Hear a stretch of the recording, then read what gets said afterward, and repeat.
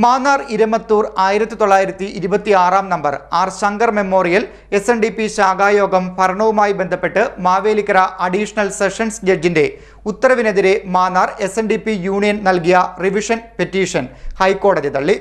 Revision ഹർജി തള്ളിയതിനാൽ ശാഖ ഗുരുക്ഷേത്രത്തിന്റെയും മറ്റ് സ്ഥാവര ജംഗമ വസ്തുക്കളുടെയും താക്കോൽ എത്രയും വേഗം വാങ്ങി നൽകാനുള്ള നടപടി പോലീസ് സ്വീകരിക്കണമെന്ന് ശാഖാ ഭാരവാഹികൾ പറഞ്ഞു.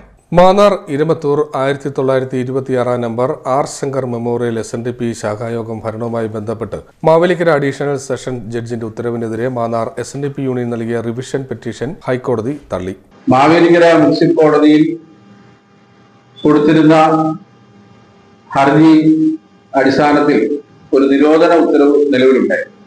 ആ നിരോധന ഉത്തരവ് നിലനിൽക്കുന്ന സാഹചര്യത്തിലാണ് യൂണിയന്റെ നേതൃത്വത്തിൽ അവിടെ കടന്നു കയറി അംഗങ്ങളെ ആക്രമിക്കുകയും മറ്റു തരത്തിലുള്ള പ്രവർത്തനങ്ങൾ നടത്തി സംഘർഷമുണ്ടാക്കി ആ ശാഖായോഗം പൂട്ടിച്ച് RDO ഏറ്റെടുക്കുന്ന സാഹചര്യം ഉണ്ടാക്കി.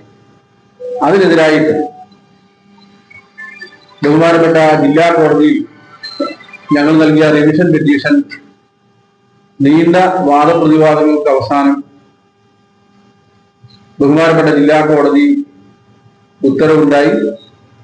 ആ ഉത്തരവിൽ ശാഖായോഗത്തിന്റെ ഭരണവും ശാഖായോഗത്തിന്റെ ഗുരുക്ഷേത്രം, ഓഡിറ്റോറിയം, ഓഫീസ് കെട്ടിടം, ഇടപ്പള്ളി, സ്റ്റോർ റൂം, സർപ്പക്ഷേത്രം, അതുമായി ബന്ധപ്പെട്ട എല്ലാ സാധന സാമഗ്രികളും ശാഖായോഗത്തിന്റെ പ്രസിഡന്റായിരിക്കുന്ന ദേവകുമാർ ചെന്നിത്തലയ്ക്ക് കൈമാറണം, അതിന്റെ കീ ഉൾപ്പെടെ കൈമാറണമെന്ന് ഓർഡർ ഉണ്ടായി.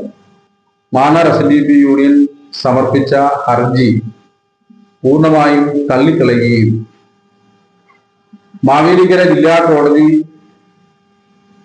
സെഷൻസ് കോടതി 1 പുറപ്പെടുവിച്ച ഉത്തരവ് ശരിവെക്കുകയും അത് കൂടാതെ തന്നെ ഈ വിധി നടപ്പിലാക്കുന്നതിന് മാന്നാർ SNDP യൂണിയൻ കോടതിയിൽ അഭിപ്രായപ്പെട്ടത്, വാദിച്ചത്, താക്കോല് അവിടെ ഒരു അഡ്മിനിസ്ട്രേറ്റീവ് കമ്മിറ്റി ഉണ്ടാക്കിയിട്ടുണ്ട്, അഡ്മിനിസ്ട്രേറ്റീവ് കമ്മിറ്റിയുടെ കൈവശമാണ്, അവരുടെ കയ്യിലാണ് താക്കോല് എന്ന് കോടതി മുമ്പാകെ ബോധിപ്പിക്കുകയും ബഹുമാനപ്പെട്ട ഹൈക്കോടതി അത് പരിഗണിച്ചുകൊണ്ട് നിലവിൽ യൂണിയൻ രൂപീകരിച്ച അഡ്മിനിസ്ട്രേറ്റീവ് കമ്മിറ്റിയുടെ കൺവീനറിൽ നിന്നും താക്കോല് ഉൾപ്പെടെയുള്ള പ്രോപ്പർട്ടീസ് ശേഖരിച്ച് മാന്നാർ SHO ശാഖായോഗത്തിന്റെ പ്രസിഡന്റായ ദേവകുമാർ ചെന്നിത്തലയ്ക്ക് കൈമാറണമെന്നാണ് ഓർഡർ ഉണ്ടായിട്ടുള്ളത്.